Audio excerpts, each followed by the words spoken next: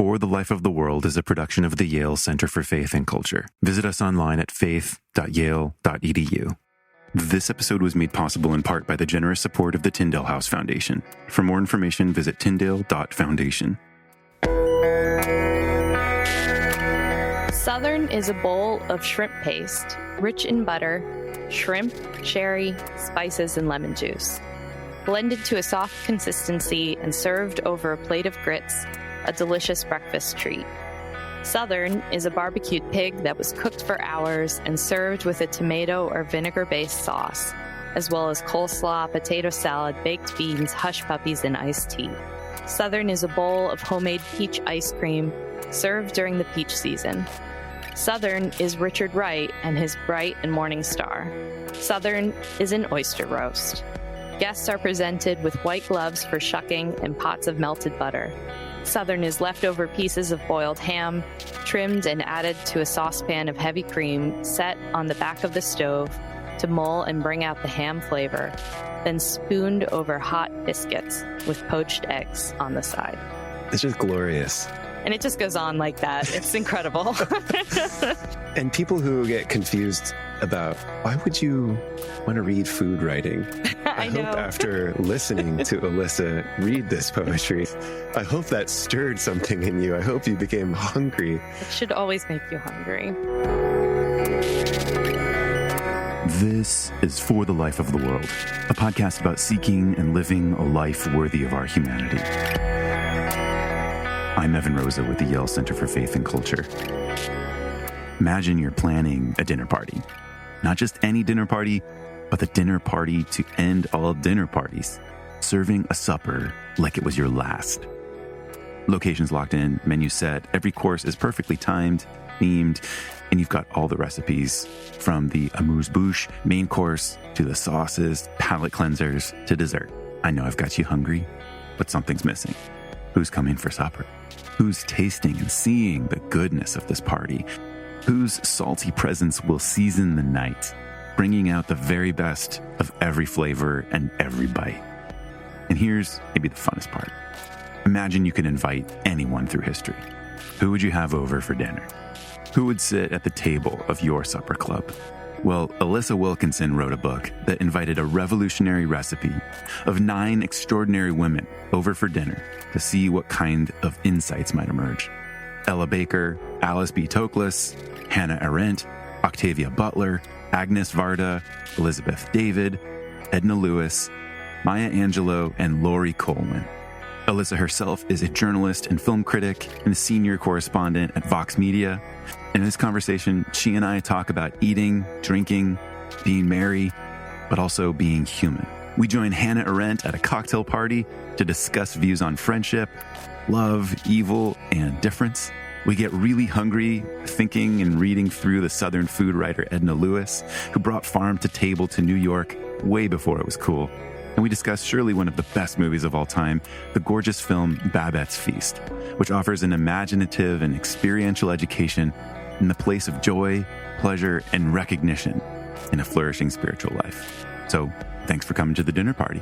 Bon appetit. Alissa, thanks so much for joining me on For the Life of the World. Thanks for coming back on the show. Yeah, I'm so glad I could. It's been a while, but I'm excited to talk. Yeah, we're going to talk about salty.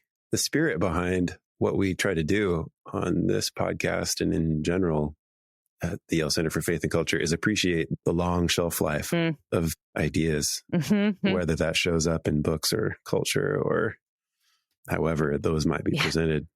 There's a kind of long arc to the narrative. These stories that you're working on in this book also, I think, can present themselves as having that kind of long, maybe timeless shelf life. I mean, that's the hope, right? There are books that are pegged to, elections or like cultural happenings or whatever, and that's great. Right. And I admire the people who write those, but that is not me. It's much more interesting to dip into people, I think, who knew something, who are no longer with us, but have something to teach us. But that's interesting. I mean, the use of writing as both inhabiting a moment and somehow like existing as far beyond and transcending that moment is kind of where so much delight comes. There's like a little bit of a paradox in that. Mm-hmm. That's that transcendent frame, perhaps, that helps to connect people. Oh, because you're both in the moment and out of it. And I think I see that on display in the format of Salty. But you're writing all the time and you're always trying to both inhabit the moment and get outside of it. That's right. I mean, it's also a scary proposition for journalists. Whatever you write is of the moment and it's sort of the record of the moment. But like you realize when you're writing a book like this that 50 and 100 and who even knows how far into the future people will be looking at our writing, not to give them information about that moment, but to give them information about how people were thinking about that moment. And so it feels like an extra responsibility, which is like funny when you're writing something like this and dipping back into those old stories or the old kind of headlines and things like that. Yeah. Yeah. Mm-hmm. Let's talk about the subtitle, Lessons on Eating, Drinking, and Living from Revolutionary Women. Mm-hmm. The expression of it in lessons on eating and drinking and living, of course. Mm-hmm. But the genre of the book it's experimental. You've got memoir, you've got cookbook, you've got biography, you've got, you can't help but be a critic still. Yeah. There's an element of theater in it and like philosophical dialogue at times. It's a cultural history, but it's still lessons on eating, drinking, living. And so, and there's recipes in it, of course. And so, and illustrations, which I did not provide. Well, those are, they're gorgeous and they're really well done. And I mean, that's a nice treat that most academic types aren't really privy to have their work illustrated so lovely. Yeah. So to talk a little bit about that genre. So I have been calling it an essay collection because that's what it feels like the most to me. And I did my MFA work in creative nonfiction. So we talked incessantly about essays, and it's sort of a joke / cliche among people who study creative nonfiction, but it's true that the word essay comes from the French word essai, which means to sort of ride out in pursuit of something. And so the idea behind the essay form is that you are kind of just watching a writer's mind at work, and you're kind of following them down the path that they wish to lead you. I guess what I was trying to do was come up with ways into the lives of these women who I find interesting that would also be compelling to someone who had never heard of them. And I know for a lot of people who have picked up the book, they haven't, it's like half or more of them are unfamiliar names. Yeah, myself included. Yeah, it's not as if they're obscure people, but they've flown under the radar, maybe if you weren't in their field of study or something like that. You're sort of creating a compendium as well. Mm-hmm. You're curating as a kind of maven of women's intellectual history even, or activism in those cases as well. But setting this up as a dinner party, which you do right away, I think is an important valence to your approach. Mm-hmm. And you are the hostess with the mostest. And so in that sense, you do have to bring yourself to the party, but a good host knows how to get out of the way such that the guests create this kind of improvisational ensemble. Yeah. That joins in with the food, that like, I see this as an act of intellectual and cultural hospitality on your part for the world. Mm-hmm. So you're setting the menu, you've paid careful attention to the guest list, and then you just kind of see what happens. Yeah, exactly. I sort of felt like I was seeing what happened for myself as a process of the writing. I went in with an idea of who I was writing about, but not always why they were there. Yeah. And the good thing about the food and drink thing is that everyone eats, right? Like food is a part of everyone's life. And so I knew that going into their lives, I would find something through that lens that would help me understand them and hopefully help the reader understand them. So for, I don't know, think about half of the people in it, maybe 4 out of 5 are food writers or sort of known for a cookbook they wrote. Or in the case of Maya Angelou, like most people don't think of her as a food writer, but she did write 2 cookbooks. And so that's part of her story. But then there's other women in the book who were not at all known as in connection with the food world. And I didn't intend to drag them in there. Instead, I wanted to use food or drink or hospitality or something as our way into thinking about their lives. Yeah.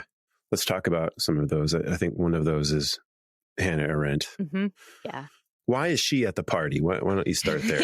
She's at the party in part because I just think she's really interesting. There's actually a little bit of a story as to why she's in there, which is that the real genesis of this book came at a wine night at the house of someone who was an instructor in my MFA program. And so we were talking about it. He does it sometimes. And he said, you should write a book called Cocktails with Hannah.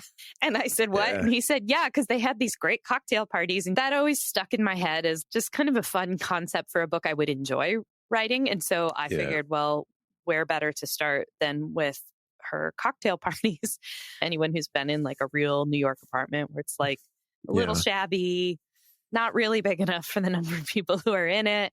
And there are martinis and there are some canapes or whatever, but people are there mostly to yell at one another about ideas. And that really struck me as foundational to who she was and a lot of her writing and the way she thought about thinking, which for her was very much about being in conversation with others and with the self.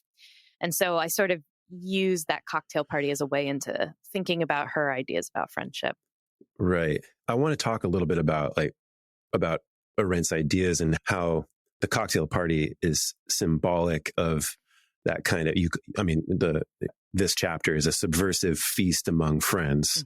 You're careful to point out the kind of evolving nature of Arendt's thought, the difficulty of boiling her thought down, and perhaps the importance of that difficulty as well for her approach to ideas and very thinking much as conversation with the self. And so bring us into a little bit of the substance behind what that cocktail party, holding a drink in one hand and holding a conversation at the same time, what that contributes to your life and a good life. Right. Yeah. I think it's important to start by realizing that her cocktail parties were not like networking events, right? Or they weren't like sceney. So a common experience for me and many other people is you go to a cocktail party and you're talking to someone, but both of you are kind of looking over the shoulder of that person to see who else is in the room and whatever, which is so gross, but so common and so common in academic circles and media circles for sure, publishing. I mean, everywhere I spend my life.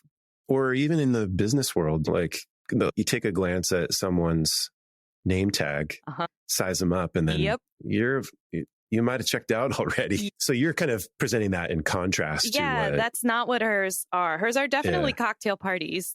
There's definitely cocktails. That much is clear. But they, like many others in her circle, were places where you were hashing out ideas. There was plenty of bickering and infighting and intrigue and all that stuff too. But there's this definite emphasis on arguing in order to find out what you think. And also to not come into agreement necessarily with other people, but be in the same space, having the same argument. And what she didn't, as far as I can tell from her writing, she didn't mean this sort of, I don't know, there's this sort of weak idea, I think, that floats around these days where it's like, you should have friends who have different, like diametrically opposed viewpoints from yours. And she definitely did not think that, because she also believed that your thoughts stem from your virtue, I think I would say, and that we can make judgments about that. But that you don't always know with finality what you think, or if you do, you're probably wrong. And that it is in conversation with friends and with the self that we actually do that thinking. And she literally thought that thinking, she described thinking as a conversation with the self, which I really like. But in her friendships, an emphasis is made in her writing on friendship only existing when you see and love the ways that your friend is different from you. And she really thought that love could only, and by that I mean kind of love writ large, could only exist in the specificity of relationship. So she would say things like, you can't say, I love women, because you don't know all women. You could say you admire or care for or feel compassion toward a group of people, but you couldn't say that you love them. You can only love people. And so there was that real emphasis. And it's really borne out in her life. I cite a great book in there. It's called Hannah Arendt and the Politics of Friendship. John Nixon, I believe, is the author. And it goes through 4 of the most important friendships in her life, which included Martin Heidegger and Mary McCarthy. And the Heidegger thing is wild, and I'm sure like very problematic for what to say. I mean, like right? The Nazi connection and being the most important one. It stems from, he was her professor and they had an affair when she was 18, and then she left, and she was horrified by his choices in life. And then she never really stopped trying to figure out who he was, even when he seems like a very difficult man. So her friendship with Mary McCarthy started with 3 years of them basically hating each other, but showing up at all the same events. And then one night they got trapped on a subway platform in the middle of the night after a party, which is like a very relatable circumstance.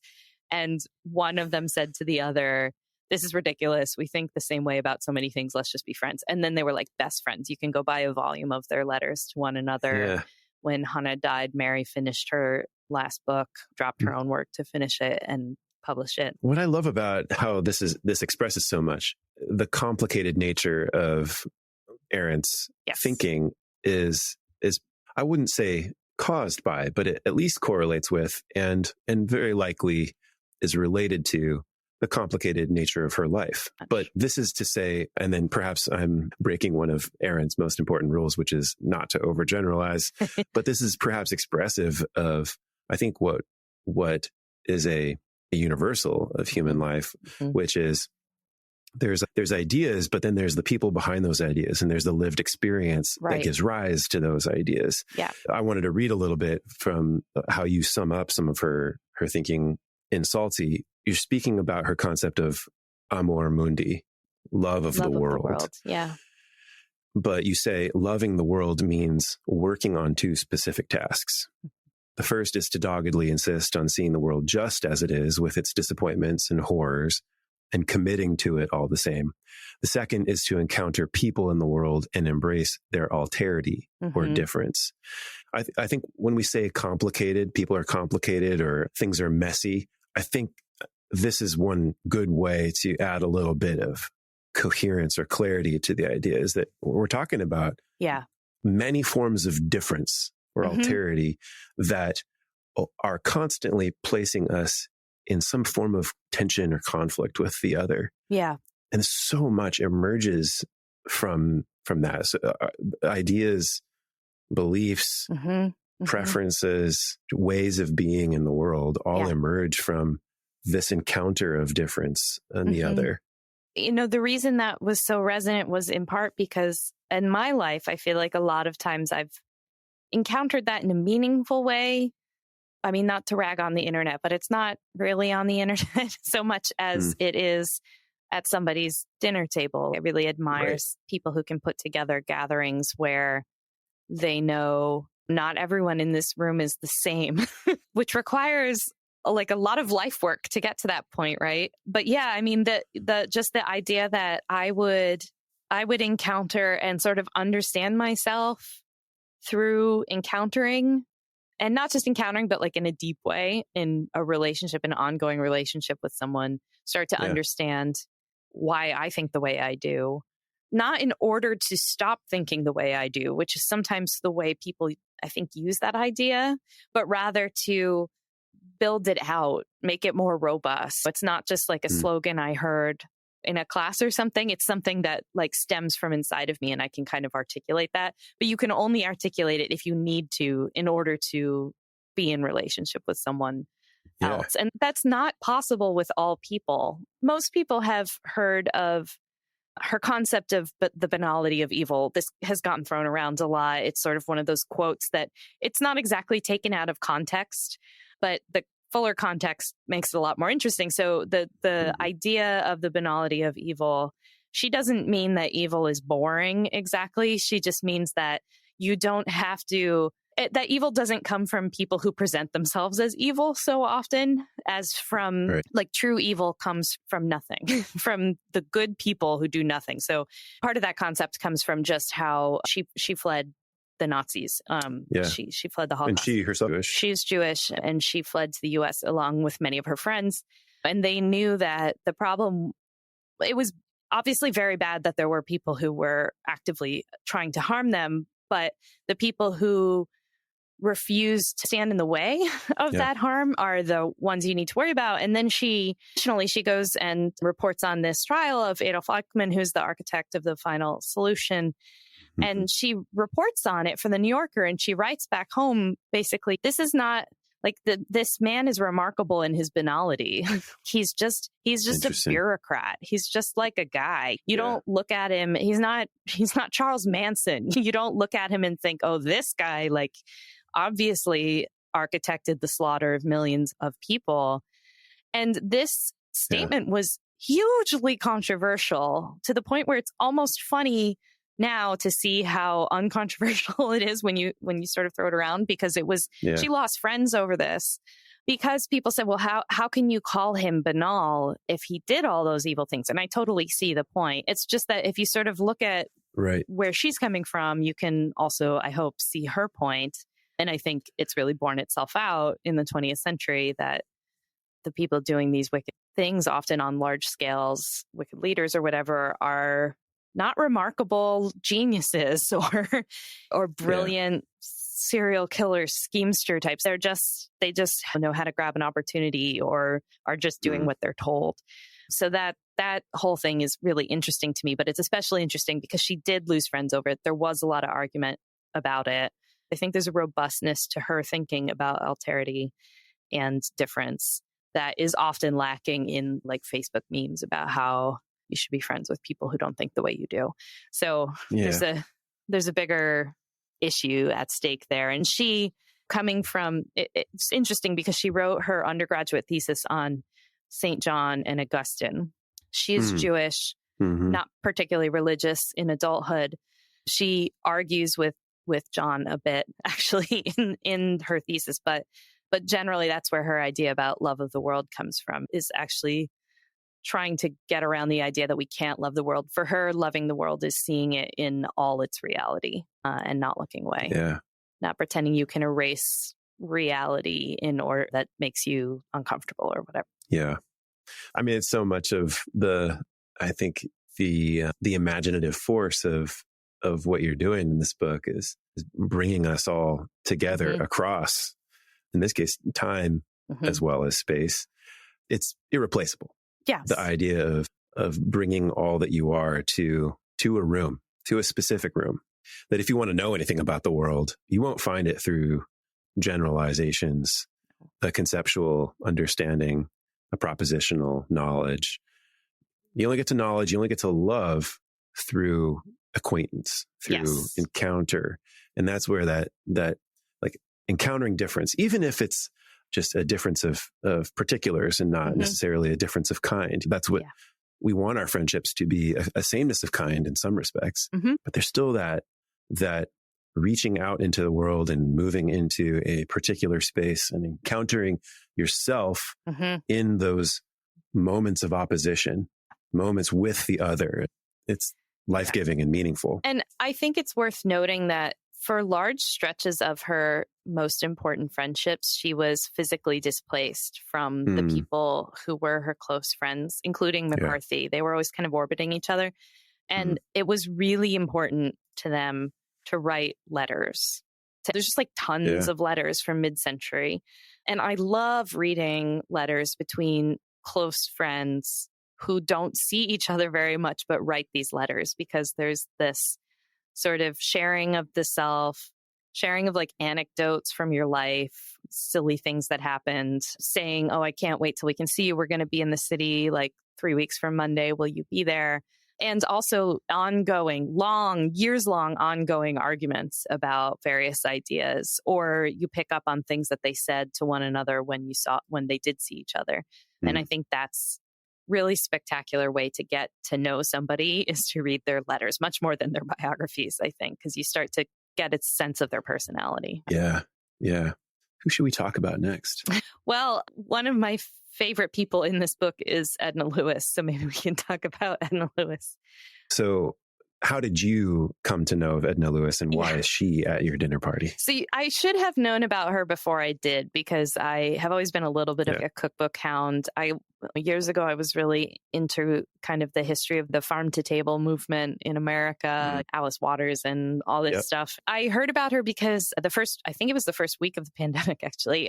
The New York Times podcast was having writers come on and read recipes, if I remember correctly. I think I remember that. Yeah. And Wesley Morris got on and read her biscuit recipe. And I was like, who is this lady? I want to know more about her. She sounds incredible. I started to realize that she was a really big deal that I didn't know about. And then I felt a little better because apparently there was an episode of Top Chef where that was Edna Lewis inspired a few years back, and almost nobody had heard of her. And that was really telling to me. So who was Edna Lewis? She was the granddaughter of formerly enslaved people who founded a town for others from their community in Virginia called Freetown. And then she moved north after she finished high school, and she lived in New York City for a long time. And then she kind of moved. She lived in the South and the North, back and forth. She is the reason that Southern food is considered sort of the American cuisine. She's the reason anyone's eating Southern food outside the South. So she was cooking at a place called Cafe Nicholson on the Upper East Side in the 40s, I want to say. And now I'm doubting my dates, but it was before the Civil Rights Act. And New York was not officially, but definitely pretty segregated. And she was cooking there, and word kind of spread among the city's Southern celebrities, like the Truman Capotes of the world, that he was cooking Southern food. She became a partner in the business, which was like, it was unheard of that a Black woman would be a chef, like a chef in a kitchen at the time in New York.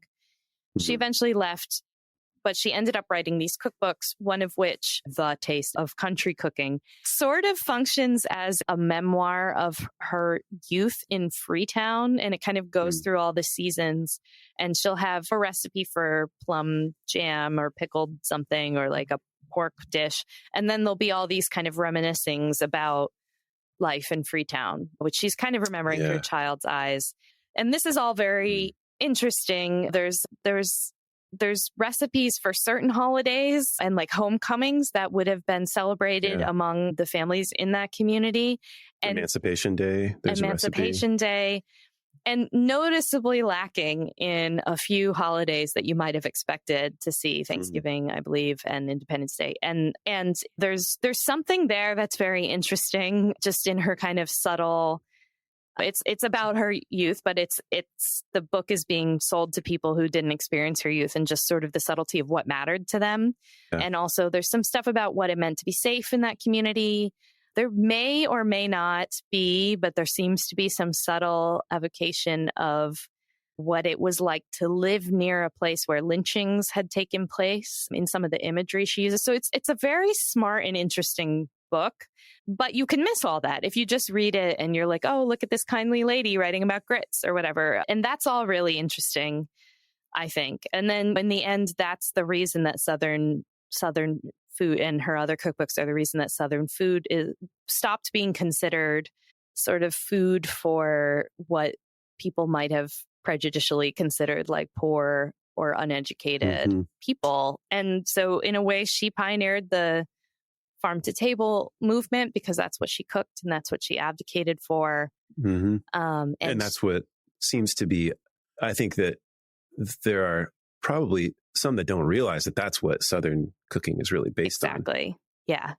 Yeah. It's and like when we hear farm to table and we hear some kind of like nouveau, like hipster idea that this is like, that had never existed before, but we just were so imaginative to create it. It took high, fine chef imagination to create, but no, it was like literally the farm was out your back door because that's how you ate. But it's not even just Southern food. The less money you have, the more likely you are to have, at least at that period of time, to have done farm to table cooking, like just lived on it, right? Because That's I how mean, you think fed about yourself. how farm to table encountered this kind of incredible rebranding from, Right. from like, we all received it as it became in vogue. We received it as the highest form, or the hippest form, at least, of how you would eat. Sort of like, that's going to be the most expensive kind of food that you would experience, given. And it's lovely what they did, Alice Waters and Chez Panisse. But went there recently, actually, and it is very good. As someone with Berkeley close to his heart, I miss it. But so good. And I only went once. But it definitely was not elevated cooking in its origin. Farm to table was born out of necessity. It was because, as you point out, the farm is just outside your door on the other wall from your table. It's economical. And something she also points out is for people in Freetown, the next town over was white, and it was not necessarily safe for them to go shopping in the next town over. So you kept as much as you could close to home because it was safer and it refed the community rather than having to stretch resources out the door. And it was a historical grounding for that.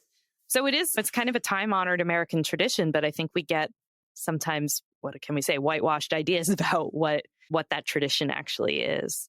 And I think that's really fascinating. And she's just such an interesting lady. Also, fascinatingly, her recipes might have been the most modern of all of the recipes that I looked at for the book. Interesting. I mean, you could buy anything, well, maybe not like rabbit, but for the most part, you can buy most anything in her cookbook at your local grocery store, which is of recipe books written in the middle of the century, not so common. Perhaps it's not so easy. So I want to talk about a little bit more about her distinctive Southern identity. You say, Lewis defines Southern as the experience of an emancipated people and their descendants, a cultural and culinary heritage to be proud of, a distinctly American culture.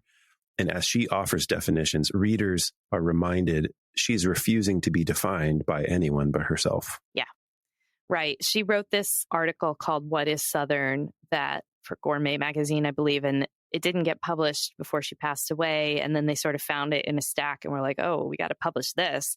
And it's this lovely, you can go look it up, Google it, it's out there. It's this lovely poetic sort of definition of what it is to be Southern. That's very much through her definition. I mean, you even hear in there that she's reclaiming Southern cooking for Black people in the South, right? Recently emancipated people. So it's very much about that. And that even is entirely correct. There's lots of community cookbooks from the South, from the antebellum period onwards, but most of them were white women taking the recipes from their Black chefs and sort of putting them in the community cookbook. And that was just accepted practice. And that's what people were doing. And probably putting their own name on it. And sometimes putting really kind of very disturbingly racist stereotypes in there too.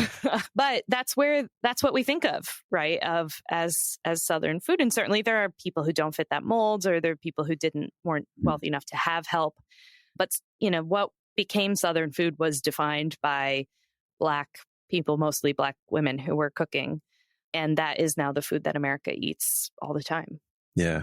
You include a portion of that essay in the book, and I think you rightly say it reads like poetry. I'm wondering if you'd read it for us. Will you mind pulling it up? Yes. It's on page 21. Southern is a bowl of shrimp paste, rich in butter, shrimp, sherry, spices, and lemon juice. Blended to a soft consistency and served over a plate of grits, a delicious breakfast treat. Southern is a barbecued pig that was cooked for hours and served with a tomato or vinegar-based sauce, as well as coleslaw, potato salad, baked beans, hush puppies, and iced tea. Southern is a bowl of homemade peach ice cream served during the peach season. Southern is Richard Wright and his bright and morning star. Southern is an oyster roast. Guests are presented with white gloves for shucking and pots of melted butter. Southern is leftover pieces of boiled ham, trimmed and added to a saucepan of heavy cream set on the back of the stove to mull and bring out the ham flavor, then spooned over hot biscuits with poached eggs on the side. It's just glorious. And it just goes on like that. It's incredible. And people who get confused about, why would you want to read food writing. I hope after listening to Alissa read this poetry, I hope that stirred something in you. I hope you became hungry. It should always make you hungry. But also, one thing I love about food writing generally is that it isn't just about your taste. It's also like your smell, the texture. Sometimes it's what you're hearing. I have very clear memories of in the Little House on the Prairie books, which are some of the best food writing around. Laura's writing about eating, I think it was pig fat or something, and hearing it squeak. And this was, as a child, this was so evocative for me. So that's what you hope for. So can we do one more? Yeah. Because I want to talk a little bit about Babette's Feast. Oh, yes. Yep. I'm still, so much of I think the experience of reading Salty, I mean, I started commenting on the genre, I think for an important reason. I think it's one of those instances where awareness of the genre as you read it feels like a good thing.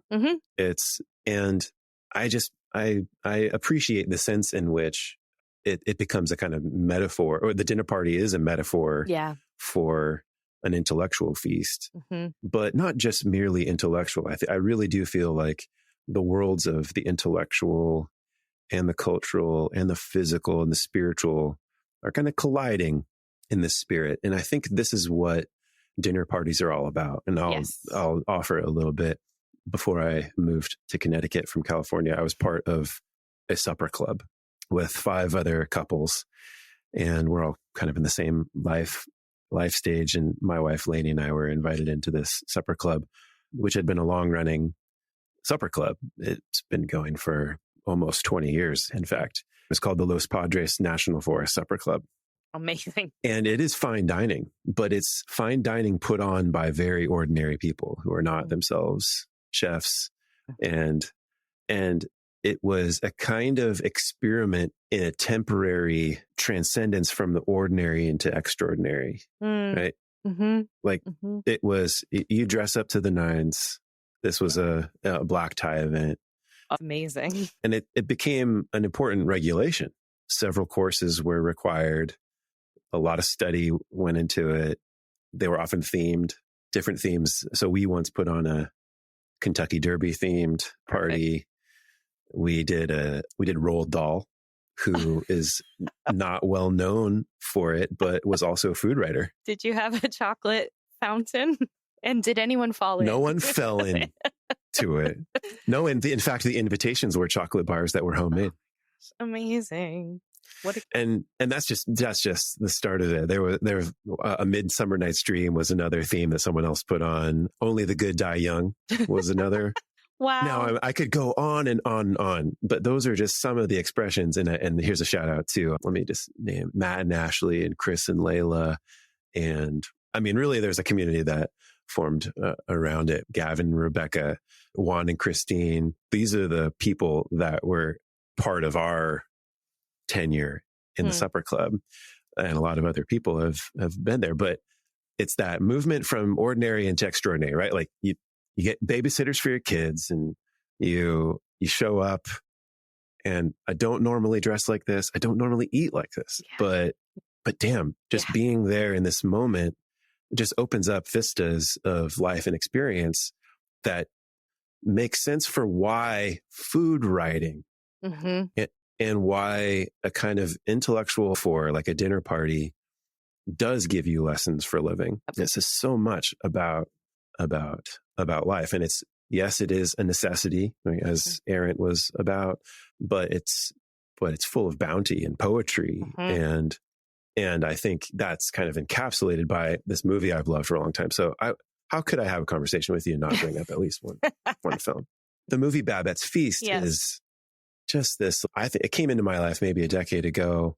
It just, from one angle, it's just slow and difficult to get through if you are used to a different kind of movie. But the fact is, once you start paying close attention to the way it's made, and of course, like the narrative that drives it, it's just astounding and gorgeous. And once it starts becoming extremely compelling suddenly, especially if you're hungry. Oh, absolutely. Why don't we segue with a little bit of Babette's Feast? Yeah. I feel like this is a connection for you too. I can tell. Yes. And so introduce a little bit, and maybe we can just go ahead and say, hey, spoiler alert, everybody, you can skip ahead if you want to see the movie first, but it's from 1987. And I do feel you've like had some time. the spoiler's kind of in the title of the movie, I think. It puts on a feast. It puts on a feast. So yeah, it's not metaphorical.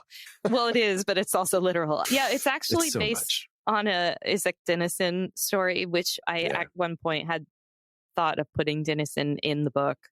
Then I didn't, mainly because I wanted to talk about Babette's Feast. Also, weird fact, Hannah Arendt loved Isak Dinesen. So that was interesting. But anyhow, yeah, I mean, it's the story of a woman who fled Paris under political circumstances that I don't really know what they were. Yeah, I mean, they're fairly vague in the film. Yeah, and it's set in the 19th century, I believe. And she kind of fled to this remote village on the coast of Denmark. And she was sent there by a man. She doesn't kind of know why at first. I guess we can leave some of this to the spoilers. But she ends up working for these two sisters who are sort of just past middle age, I would say. And their father was this very stern Protestant minister who started like a sect or a church. I don't know. It's a remote village. It's sort of the only game in town. Yep. And everyone who goes to this church at this point is quite old as well. Their father has passed away, but the community is still there. And it's a very stern, strict sect that, eschews worldly pleasures of all kinds. And they live a very ascetic lifestyle. And Babette bursts in, and she's this like French woman who cooks for the women. And she's sort of horrified by the food they have her make. Is bread soup in there? Am I remembering that correctly? It's like, maybe she's just everything. They're like, oh, this is what we eat. And she's okay. And but she's very kind and just grateful to be there and grateful to be safe. And so she does it, and they come to love her. And she's sort of viewed with a little bit of suspicion by everyone, but they get used to her. Yeah. And then one day she finds out that she's won a lottery home in France, and it's enough money that she doesn't need to keep working for the women. And they're sad to lose her, but they understand. And she says, well, before I leave, I would like to cook you a dinner in celebration of your father's centennial birthday. I think it's something like that. And invites the church over. So there's 12 people coming. And she begs and she begs, and they're like, oh, I don't know, we don't eat rich food or whatever. And she's, no, just let me give this gift to you. This is all I've ever asked you for 15 years or something like that. So they relent, and she spends her money to buy the food. And so like things start to arrive at the house. There's like tortoises and like little tiny quail and like great. Well, I just think they don't really know what they've agreed to. They have no idea. I don't think anyone could. And then in the end, you sort of simultaneously find out that she used to be a chef and also that she spent all of her money on this. So it's sort of a parable. She can't leave now because she spent her entire, but it's this gift that she gives. And meanwhile, the scene, I think the scene where they eat the dinner is like one of the funniest scenes I've ever watched in a film, where they're just, and they're like not supposed to be enjoying this, but they're really, really enjoying this. And then they have a little wine, and none of them have had wine like in decades. And then like some of the like long standing quarrels in the community start to be resolved as they sort of talk, and they're sort of becoming merry. And there are other things that happen in the course of that, but that's sort of the core of it. And I think it's a sumptuous movie to watch. Food has rarely looked so good on screen, especially in a movie from the 80s. I have to say the 80s were just like not good at filming food, but this one's good. And I actually talked to someone. Was it you? I don't remember. Someone told me that they did feast-themed feast. That's pretty good. Probably not. It was not me. Okay. It's suddenly that seems like something you might do. Well, I don't know that they had the tortoise, but there's. Well, I found the menu, so I'm going to read the menu. Yes. Here's what she served. And now I wish I could pronounce the French better. I really wish I could. I'm just going to butcher it. So I'm going to just go ahead and say it's a 7-course meal that's served over a large portion of the film. Turtle soup, served with Amontillado sherry, buckwheat pancakes with caviar and sour cream, quail in puff pastry with foie gras and truffle sauce, rum sponge cake with figs and candied cherries, assorted cheeses and fruits, and coffee with Vieux Marc Grand Champagne Cognac to top it all off. But the process of going through this is a kind of, I mean, it's like recognition, like what you described in the experience of those who are stern and mundane, but also just don't appear to have a place for pleasure, an understanding of pleasure in the good life. They're invited into this room. In fact, I mean, it feels like sinful almost to them, right? Yep. And I think this is fairly important because it's ultimately this comment on the role of joy and pleasure in a spiritual life. But it's like this experiential, like this form of recognition. And you see it on their faces. And I mean, it's, however you want to criticize the acting of it, like the wide eyes of these very understated and humble people that are just like holding down the joy, trying to stuff it, suppress it, repress it all. But then there's this important, and you'll have to remind me about the plot line that brings him there. But there's a kind of prince. Yes. It's important plot to the kind of the big reveal. Yes.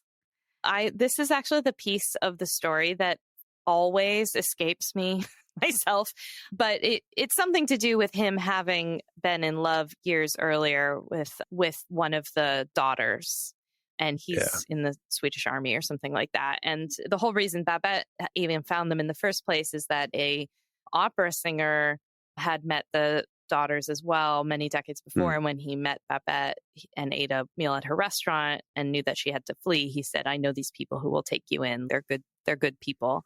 And he probably thought like they could use a cook.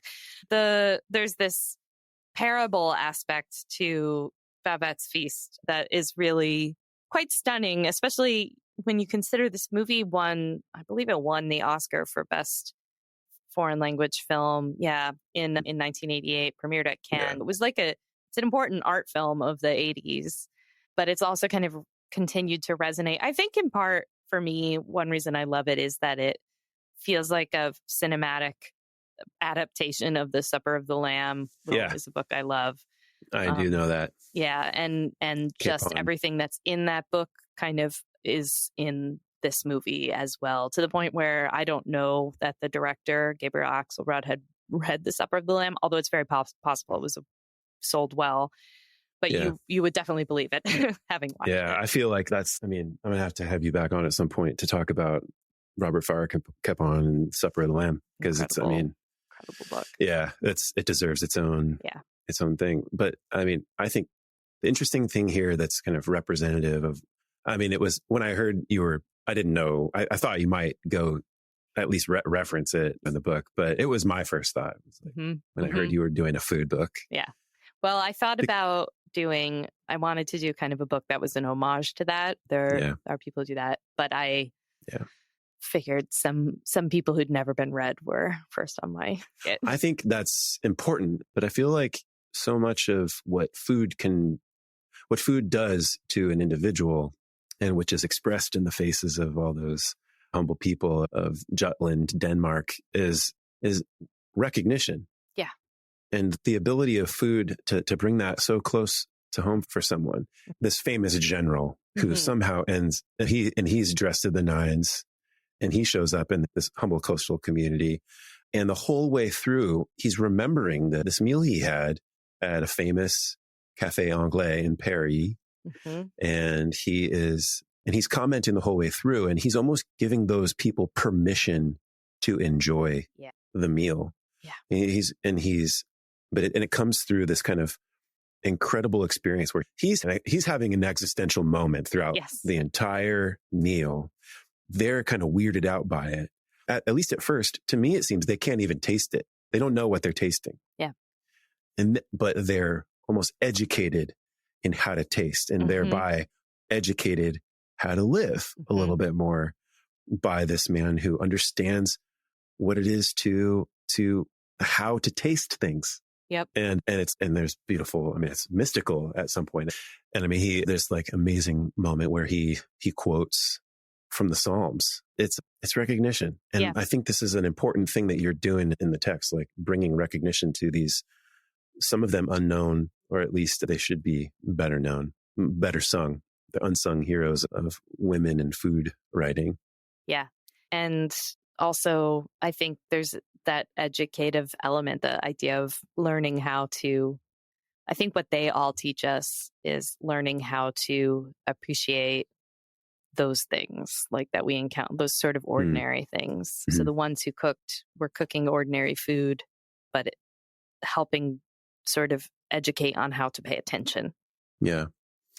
Maybe we wrap with just one last question. Then I'll let you go. How has this changed the way you eat or think? This process of trying to gather a dinner party of revolutionary women who do that revolutionary work in various ways through the subversive practice of preparing, cooking, eating, and celebrating a meal. Yeah, I feel like I took away a little bit of something from every one of them, whether it was in the chapter on Elizabeth David, I'm talking about her kind of calling up memories of better times in her life while she's writing about food as a kind of a bulwark against the cold, or thinking about Ella Baker and how she believed that to have a just world, we have to perform the just world, and that a lot of that work happens around dinner tables and all of these different things. So there were a lot of pieces. And in the end, it's funny, you kind of write a book and you kind of know what it is, but then you get to the end and you're like, oh, that's what that was. Right. And I wrote it and my husband helped me edit it. And then the day it came out, he celebrating, and he pulled out the book and he read a couple of his favorite bits. And then he was like, I don't think I realized you were writing a book about hope. And I was like, oh, I don't think I realized that either. So weirdly, I feel like what I actually walked away from the book with was less about food itself or entertaining itself, although those are all important elements, but more about how this feeds into a practice of hope, especially in dark times, although not only in dark times, and what the elements of hope are. They don't involve, like Hannah Arendt would teach us, they don't involve closing our eyes to reality, but they don't involve locking ourselves into little rooms and just tweeting furiously, right?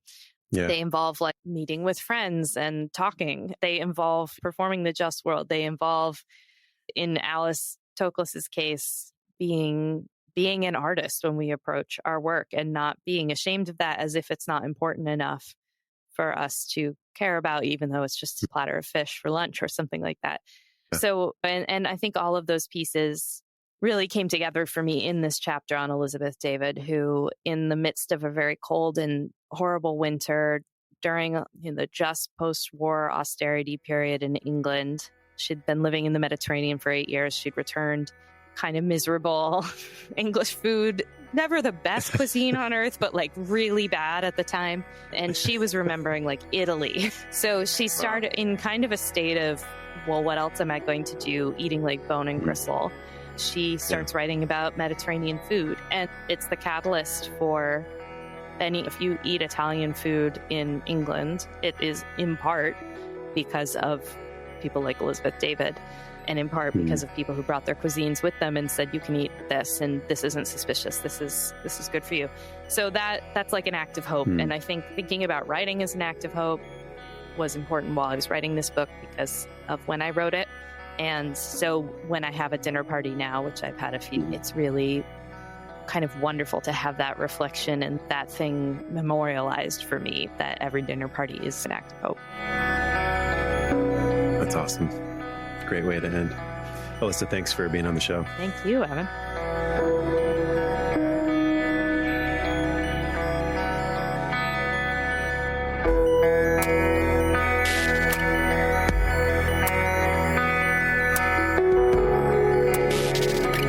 For the Life of the World is a production of the Yale Center for Faith and Culture at Yale Divinity School.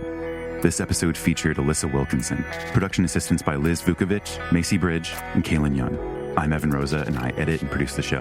For more information, visit us online at faith.yale.edu, where you can find past episodes, articles, books, and other educational resources that help people envision and pursue lives worthy of our humanity.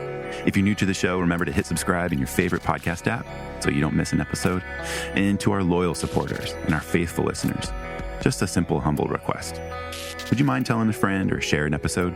Here's a few ideas for what you could do. You'd hit the share button for this episode in your app and text it to a friend or send an email or put it on your social feed.